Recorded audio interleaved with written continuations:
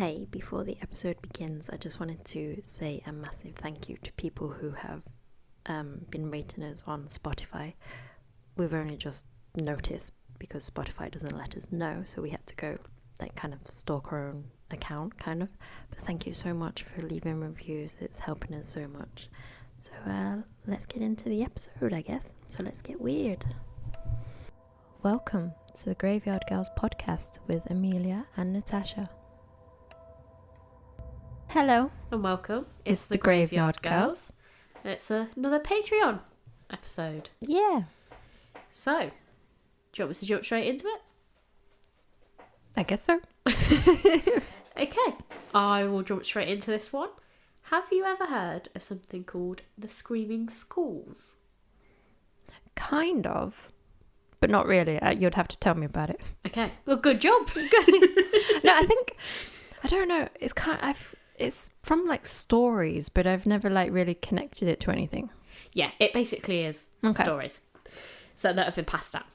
So, a screaming skull is a paranormal object. So I picked this because I thought, Natasha will like this. Yes, of course. So, a human skull, which per legend speaks, screams, or haunts its environment. This legend is mostly found in England. Okay. So, I'm basically going to look at the British screaming skulls for this. So, Bettiscombe Manor in Dorset, England, is said to be home of a screaming skull of a Jamaican slave. This is dating back to the 19th century. A slave of John Frederick Pinney was brought to the manor in 1830. Whilst in his master's service, the slave took ill and died of suspected tuberculosis. As he lay dying, he swore he would never rest until his body was returned to his homeland of Nevis. But when he died, John Frederick Pinney refused to pay for such an expensive burial and instead had the body interred in the grounds of St. Stephen's Church Cemetery. I have a question.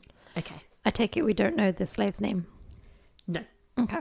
There's different reports of the name, but there were so many different variations of it, I wasn't convinced that any of them were correct. Okay. It probably so I wouldn't didn't be include them, yeah. Yeah, it probably wouldn't be their true name anyway. Yeah. Seeing as he's an enslaved person. Yes, I feel like a lot of it was nicknamed then. There were some that was what I would have considered a little bit offensive. Okay.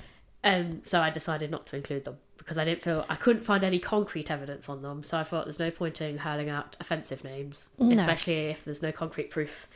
And that is very understandable. Yes. Yes. We don't want to further continue with that narrative.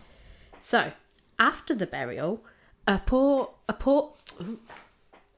There's not an A in it, I just said an A for no reason. Can't read me writing. After the burial, poor fortune plagued the village for months, and screams and crying were said to be heard coming from the cemetery. Other disturbances were reported from the manor house. I just said that word. Other disturbances were reported from the manor house. These included things like windows rattling and doors slamming of their own accord. No, I just think it's a strong wind. Yeah, strong wind. Also, cries and wails or whatever from the graveyard. Isn't that just people in the graveyard crying? It's a very spooky story, Natasha. Okay, I'm sorry. I'll set the scene. There's a thunderstorm outside. Yeah, and there's not just some poor woman wailing in the in the cemetery. Also, it's kind of annoying because he's an enslaved person, so they're like, oh, he's doing some weird shit in the afterlife. Yeah. Said no. He's resting in peace, or trying to, but you buried him in the wrong place. Yes. So. All would be well if you did what he asked. It's not a hard thing. I think that's supposed to be the point of the story. Is it's a bit like the moral of the story. Oh, okay. I wonder if that's where they're going with it. So the villagers went to the manor to seek advice. The body was exhumed and taken to the manor house. In the process of time, the skeleton has long since vanished, except for the skull, where it has remained in the manor for centuries. Okay. How do you like lose the entire body but not the skull? I don't think they really cared, did they? No. I think it's part of the problem. Yeah, okay, I get it. And maybe you only wanted the head on display. So they dug the whole thing up and then were just like, I only want this bit in the house. Okay, that's weird. It is. I mean, to be fair, even the skull bit's a bit weird. Yeah. But it's like a weird taxidermy without it being taxidermied. That, and also it's like, I own you in death as well. I've also just thought, like, how soon after was it? Because he won't have been Yeah. reduced to just a skeleton that quickly. No. So have they exhumed the body, cut all the flesh and the organs off, and then just been left with the bones? Maybe that's how they lost the body. They started cutting it all up, and then it was getting a bit messier than they thought, and they just thought, yeah, it's a bit hard work, this. Yeah. Because, like, what, 18 months maybe? Then it's all skeletal-ish. I feel like it's still really stinky. Oh, yeah, it's going to be weird. I don't like it. No, I don't like either. Right. So, others have rumoured that there was many attempts to get rid of the skull, but that every time someone did try to get rid of it, screams and other strange phenomenon would follow and not cease until the skull was placed back inside the manor. At one point, it was said that the skull was thrown into a nearby pond by a resident of the manor. He is said to be so appalled by the appearance of the skull that he immediately ran outside and threw it into the local pond. The resident was then troubled by screams and moans all night long. I feel like he might have just had some noisy company. And the next day quickly retrieved the skull and placed it back inside the manor, where it resided for a while, nice and quietly. So apparently it behaves itself when it's put back. Okay. I don't quite believe that.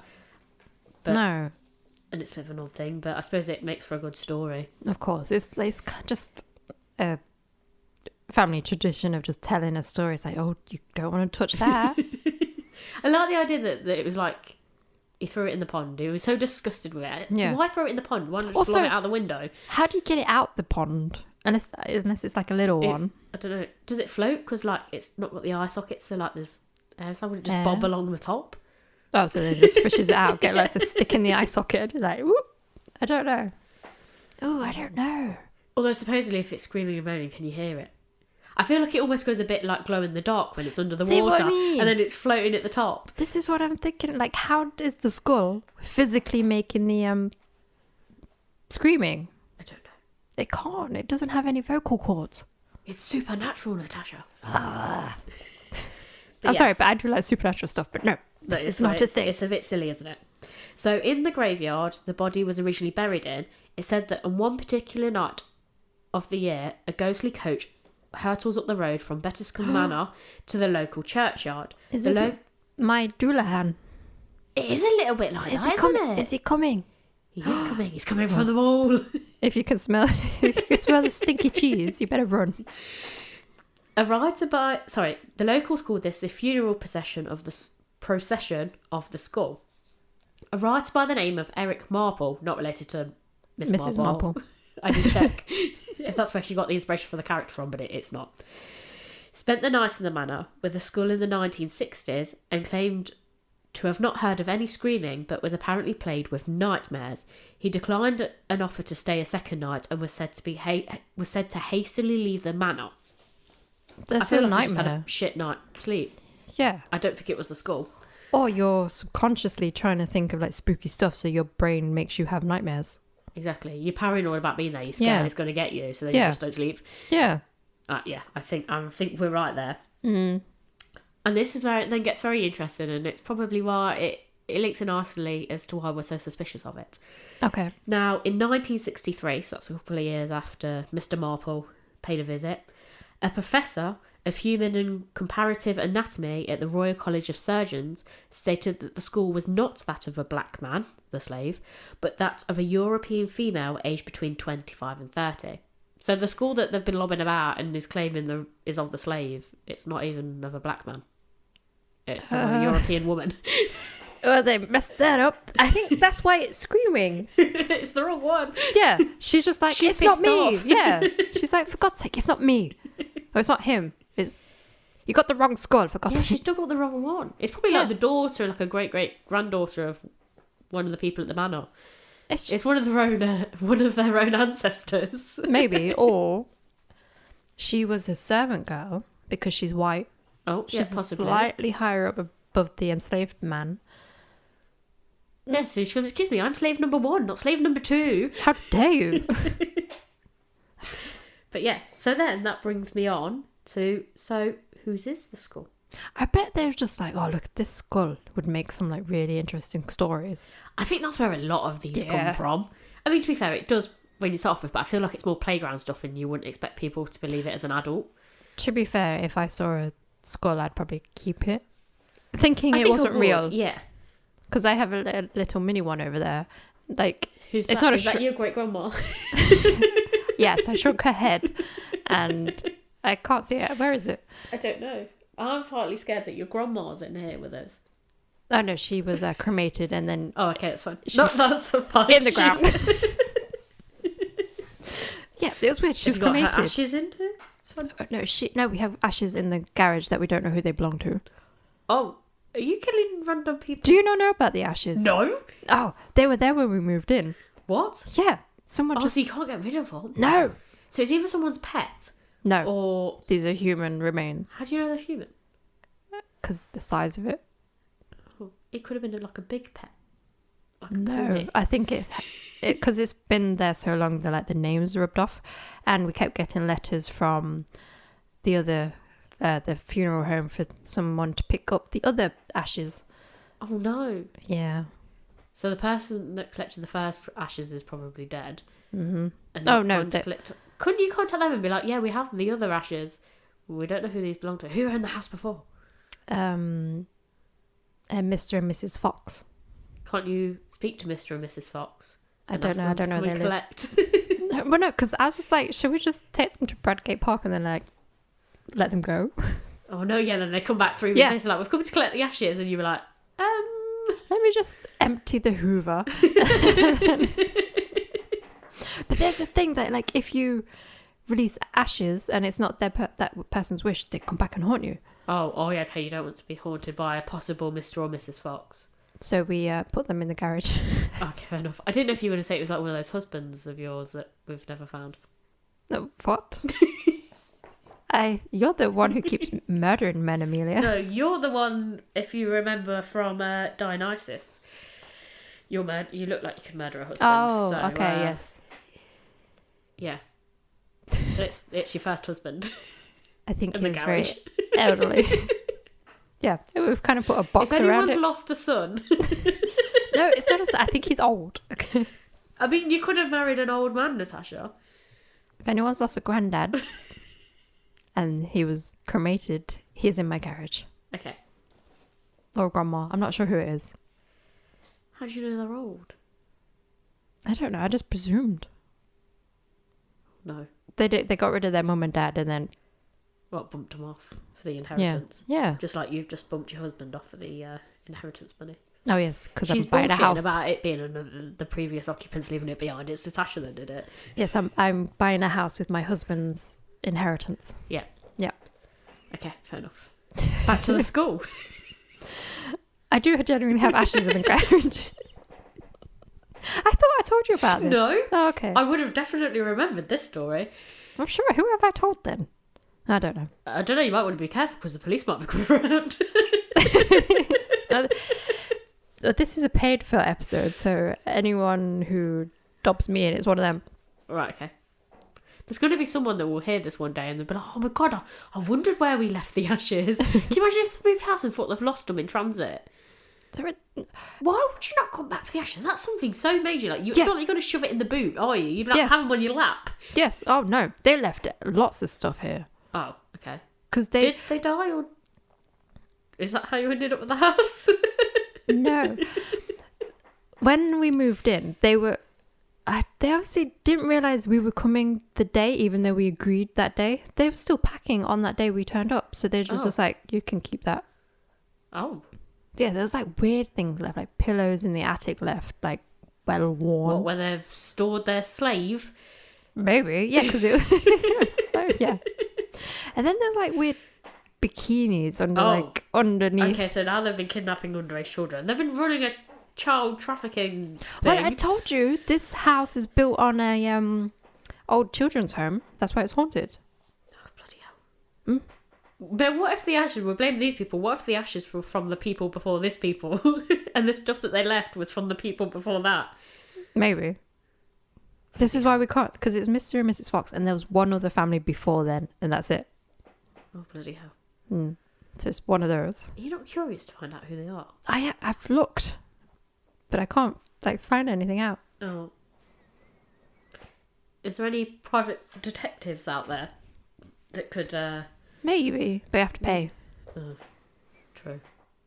Well, if all people sign up to Patreon, Yeah, there you go. then they can pay for us to find out who the mysterious ashes belong to. Yes, there we go. We have our own true crime. Yeah, I mean, this is why I'm gutted you haven't told us. I told someone. I don't know who I told. I'm genuinely intrigued now. It's on my side of the garage because, yeah, Can you thanks. still extract the DNA from them? I don't think you can from ashes, can you? Unless there's fragments of bone left. I assume not. I was going to say you could put it in some DNA thing. You know, like a paternal thing, just pretend it was a child of yours.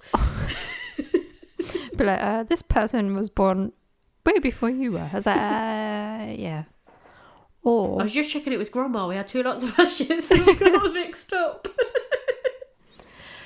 you know that woman who eats her husband's ashes? She would just Yeah. give them to her. Ew. I really want to know who it is. It's going to turn out to be someone's like pet pony or something, and then... They're like pretty hefty ashes. Yeah, but horses are big. True. I don't know. We got distracted. Let's talk Was it a about fat screaming person? schools. Maybe. A giant. A giant? Yeah. That's why there's so many ashes. Or did they just not disintegrate that well? I don't know. I've not looked inside. Oh no, you can't look inside. There might be No. nothing in there. And that's why they left it, because it was just empty. Maybe they did get rid of the ashes, and they've just been left with their little thing. The urn. Yeah. Mm.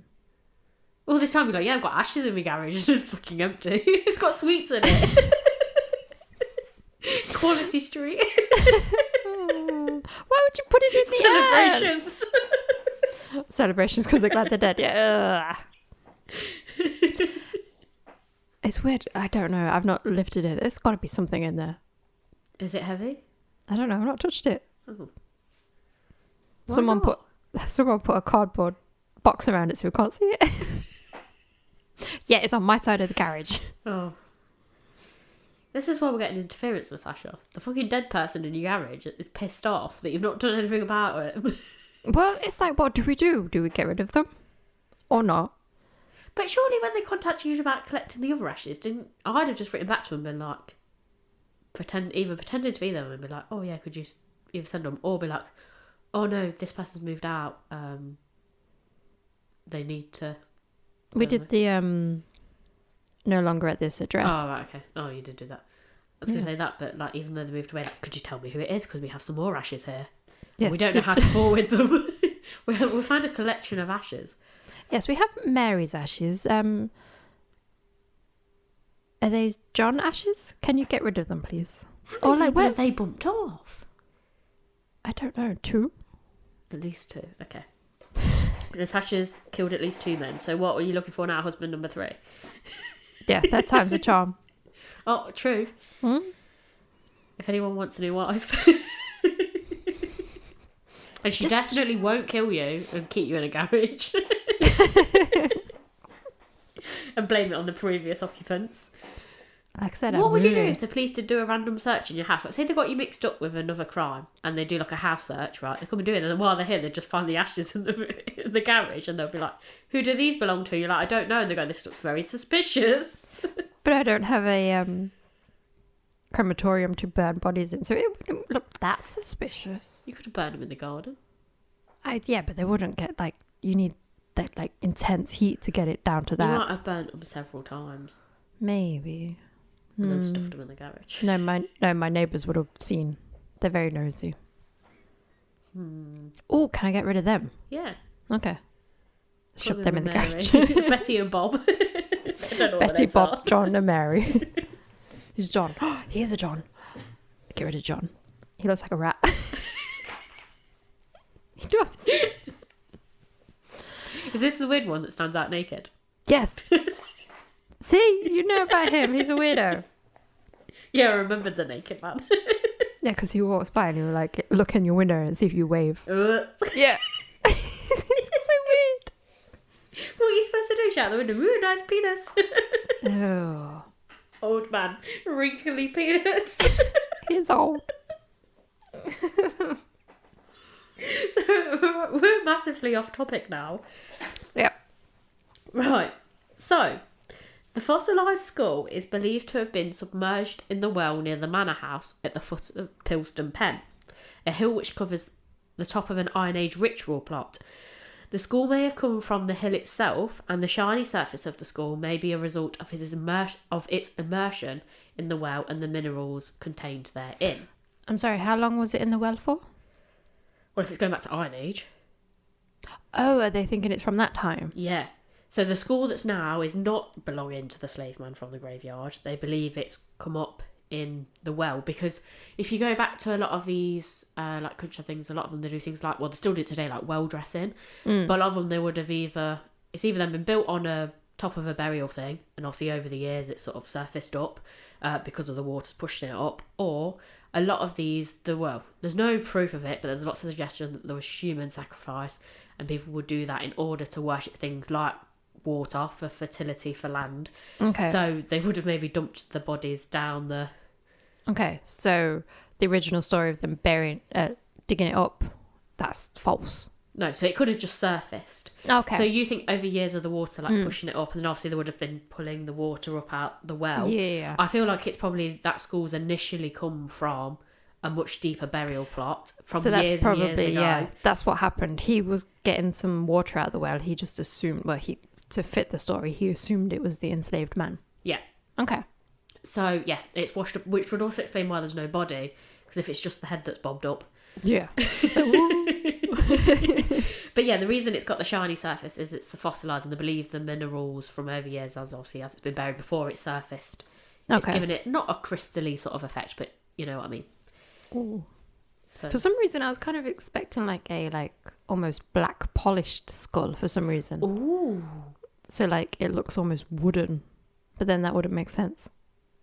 I don't know. no, I don't know. I haven't seen the actual skull or any pictures of it, so I think I can't answer that for you. No, because if you have a picture, you would hear screams in the night. But yes. So then this brings me back onto the bit about the ancient times. So in ancient times, skulls or severed heads were often used in offerings to water spirits and will be placed in wells and ponds, and it's believed to hold spirits who would protect and guard the homestead as long as they were treated with respect. Some say that the sacred heads were so feared that many would not speak of where the heads lay for the fear of bad luck. So Okay. again, if you want to go back to the whole Iron Age thing, it's more, part of it's superstition, and part of it is like they sort of made up the story, but also they made offerings Yeah. from hundreds of years ago. It's to help with, I think they believed if they offered these things up, then it would bring them back luck in return, so they'd get good crops. Obviously the water would be good. If they'd had a bad year, the next year would be better. Okay. It's that mixed in with superstition. Yeah. So, to add further confusion about the skull's origins, another popular story is that the slave had originally had a fight to the death, the skull being the only thing that remained of the loser, yet no one knows who lost. So, I don't see why he'd be fighting a woman, Yeah. unless they're just pitting two slaves against each other, but also, why still just leave the head? I don't Yeah. get that. And then also you would know who the loser is because you have the skull. Yes. And it's not documented. But then did they not document it because they were pitting slaves against each other? Okay, that's slightly interesting. That's a weird theory. It is an odd thing. But I Yeah. thought it was worth mentioning. Yeah. So, that is not the only British screaming skull. Okay. There is more. So, this is the screaming skull of Theophilus Broome. Theophilus. In 1791, British historian John Collinson recorded a strange anecdote in his History of Antiquities of the county of Somerset. He reported that in one out-of-the-way parish, residents were being haunted by Theophilus Broome, a local man who had requested that after his death his head be returned to his farmhouse rather than being buried with his body. The villagers initially did this, but when they later attempted to remove the skull from the house, they were met with ear-splitting results. The skull supposedly screamed and moaned, piercing the villagers' ears with horrid noises, pretending with sad displeasure until they moved it back into the dead man's farmhouse. Apparently, years later, when the villagers once again tried to dig a grave for the skull, their spade split in half, making it impossible to return Broom's head to the earth. It's just a shit spade and some hard ground. But yeah, so it's a very strange request to want your own head in your farmhouse, isn't it? Or is it to scare people off? I don't know. Going back to the enslaved skull, even though we know it's not. Maybe his, I'm sorry, what was the owner's or the master's name? John Frederick Penny, was it? Yes. So maybe he took the skull thinking, because he was a black man, that he would have something to do with like voodoo and those voodoo rituals. So maybe he took the skull and made like a little altar thinking it would work, but turns out he had the wrong skull. Yeah, picked the wrong one. Dug the wrong one up in the middle of the night. And that maybe that's what caused the screaming. Oh. I don't know. Interesting. I'm just trying to think of it in like a supernatural sense. Why would you take this? But yeah, why would you have a skull in your house? I feel like I said, the whole well thing, that would make it sense why you got it. You've just brought it up when you've been collecting water. Yeah. It just seems a much more plausible. And he's recently just buried one of his enslaved people, so then it makes for a good story. Yeah, but it also makes for a good story. Makes for a good story. Because if you said about, oh yeah, I brought the skull of my slave, and then people are like, yeah, but have you though? And you'd be like, yeah, look, skull. Just skull. And they'll be like, he's only been dead a week. Yeah, but I buried him and it popped up. It popped up, you know. He was so angry with me, it just resurfaced. And this is how you keep slaves in line. You have a skull around the house. I mean, yeah, to be fair, if you were another one of those slaves at the time, you wouldn't be pissing about, would you? Exactly. You'd be like, I don't want to end up on his fireplace. Yeah, it probably keeps them all in line. It probably does, to be fair. And it makes for a good story as well. It does, yes. As we all know. But yeah, so this one was a bit odd. I still don't understand why he wanted his head in the farm. Yeah. Yeah. Maybe just imagine seeing a skull. Yeah, but also, can you imagine if you were like the relative, say like the son or a daughter, and you just sat like casually like eating your breakfast. And then... with your dad's head. Yeah. Yeah. I don't know. Yeah, because like you said, how long after the fact do you have the skull? The only other way I can think you're doing it is if you're like skinning it straight away and then cleaning it and polishing it, rather than waiting for it to decay. Yeah. I don't get it. No. It's very strange.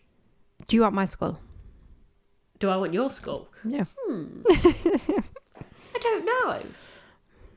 It's a weird... I want your little ghost tattoo. I'll have to do what I suggested to Leanne with my dinosaur tattoos. We'll have to skin you. And I'll frame... Yeah, my little space ghosty. Ghost. Okay, you can have that. But yeah, having someone's like physical bone... Yeah, I don't know. It's a bit scary. Like, if you accidentally found it on a dig, you'd be like, oh, that's quite cool. I found it. I don't really know actually who it relates to. But to actually go for someone's skull that you know... Yeah. Because it's like, even if you hated the person, you'd also be shitting your pants a little bit that you've then still let the person that you don't like back into your house. Do you know what I mean? Maybe having the skull of your enemy... I mean, yeah, it is cool, but at the same time, what if the whole haunting thing is actually real? True. And then... it's like you've just let them back in, but now they're stuck in your house. And I can't Whereas get rid if of you them. buried them, they're 6 feet under, and you still know where they are, and you can laugh. Put them there. But they're not in your house. Like, I wouldn't be able to sleep at night if I murdered someone and then kept their head in my house. I think... Oh, so you're not a trophy killer. Okay. No, I'm not a trophy killer. I think... maybe finding a skull, I might be tempted. Like when you find a cool rock, you're like, oh, I'll keep that. Yeah, if I've just found a random skull and like... or a random bone. Yeah, I keep it. Oh, yeah. But I couldn't do it with someone I know because, one, I'd also feel like they're really watching over me. Yeah, because imagine like someone come around and be like, oh, that's Amelia. And they're just like, what? And it goes quiet and then like I do a little whisper in the background. Yeah. Amelia. I'm here. She died a long time ago. I said I wanted burying somewhere else and she didn't listen. Well, she's not doing anything about it because she's dead. I am doing something about it. I'm going to haunt you forever, Natasha. You're whispering. That's not doing anything. I'll have to do it in a shouty voice then instead of whispering. Okay. Yeah, my scream would be a whisper. I won't really hear yours. I'll just be like, oh, that's what I'm saying. That's what I'm saying. It's like, oh, there's a little mouse. be like a little scurrying noise instead. And be like, there's something in here. And then your little school rattles. But yes, anyway, back to the case. There's another case, another school. And I like this one. This is the Screaming School of Tunstead Farm. Now, in the 19th century, the Screaming School of Tunstead Farm was said to bring good luck and protection to the farm where it was stored. The farmer, Mr. John Bramwell, declared that it prevented the house and the farm from being robbed, and that he would sooner part with his best cow than with the school. So he was obviously very fond of this school. Now, sitting on the farmhouse windowsill, the Tunstead School, which had been named Dicky, mostly looked out over the farmland, making sure nothing was amiss. That was until the railway company tried to build a new track through part of the farm. Okay. According to locals at the time, each day the company would start building the track, and then each night Dicky would undo their work. In the 1863 magazine called Panorama, it reported that it was the steadfast belief that in the district the ghost would undo the Coombs embankment which had occupied many men during the day, and that Dicky was only propried at last by an interview with the engineer in which he promised free passage over the line forever. So, to a school? Yeah. So the engineer... So basically, Dicky's been undoing all the work at night time after they've done the work in the day. Oh, so how? Yeah, which I don't understand. So they're getting a bit pissed off. And then the engineer's like, we can't have this. I'll go and speak to the school. And then after he speaks to school, he promised him free passage, and then all of a sudden it stopped. Now, I think it's more than likely that the farmer was not happy about the train line going through his farmland, and he just undid the work himself. Yes. Overnight. Because, like, why would you offer free passage to a school? I don't know. Like, just to go over the line? Yeah, maybe Dicky was worried, he wouldn't be able to roam wherever. The train might run through his body. So they're like, it's okay, you can roam free through these parts. But the school's not leaving the house, right? Supposedly not. So why would you offer the school free passage over the train line? I don't know, keep it happy. Stop him from undoing your work. It's to shut him up. It's like offering a kid sweets to... Just sit through here and sit quietly. You can have some sweets.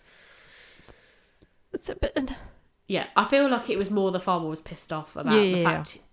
The planning permission, it all still went ahead even though he put in a petition against it. But you're offered free passage to the school, not the man.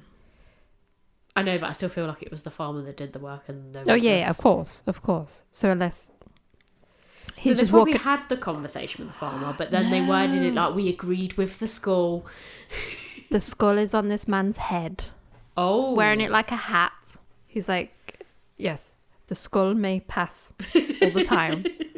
He's just a Maybe weirdo. The farmer was a bit mad, and the engineers had to say they spoke to school, or the mad farmer was the one that told the Panorama report that they'd given passage to the school. Okay. And it was like almost like the farmer went to him like, I don't want this line for the thing, and the engineer was like, it's happening regardless. He was like, you tell that to the school. You tell him he'll be safe. And then that's what it was. And so the engineer was a bit like, okay, I'll just shut this madman up. The farmer is saying the skull is doing all the work. He's got it on his head. He's like a split personality. But also I feel like he maybe used the skull to dig the wood out. Yeah, like took the bottom jaw off and like scooped. Maybe, yeah. The school did it. It wasn't me. It wasn't me, no. It's just this made up story. We should stop making up stories about schools. I know, it's all right now. Your husband's... My Lego skull. You have got your Lego skull. It's and there's the ashes of your next victim. Yes, I it's put not them a in timer. It is a timer. It is not a dead person in there. It is a dead person in there. Because she's got one in a garage. But yeah, so anyway, so where did these legends come from? They're made up. I think they are made up. Britain's Screaming School legends have been passed down orally for generations. Though little academic literature exists regarding the schools, many paranormal enthusiasts have noted a link to Celtic mythology. This in which strange powers of the human head feature prominently. However, some say that if the legend was Celtic, it would likely appear throughout England, Ireland, Wales and Scotland. Instead, in terms of Britain, it only appears in English counties. Okay, Since they are mostly subject to oral folklore rather than historical record, their roots are nearly impossible to trace, as we have discovered. So we think it's a like porky pies. It's a good thing. Yeah, you just make something up. There's no trace of where it came from. That's it. So we don't know. And as we've discussed in many other episodes, women aren't documented very well. So that woman's school that was supposed to originally been the slave, she could have been important, but we wouldn't know because they didn't bother to document her. Because she's a woman. So she just became a slave. Yeah. From Jamaica. But yeah. Well, it was a good little That was a good story. No, that was an interesting It's an case. interesting one. I liked it. I thought you'd like it. It was a funny It's one. just, how would a skull scream? Yeah, I don't understand how it's making the noise. Unless it's a little ghosty, like wearing the skull, and it's like, whoa. Even that there's someone in the distance with a weird instrument, like hiding in the bushes. Oh, yeah.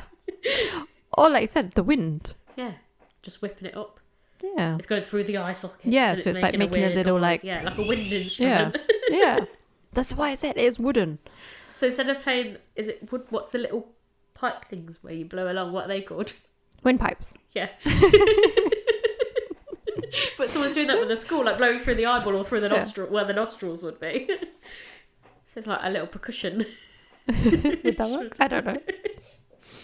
No, that was good. But yes, so that was our...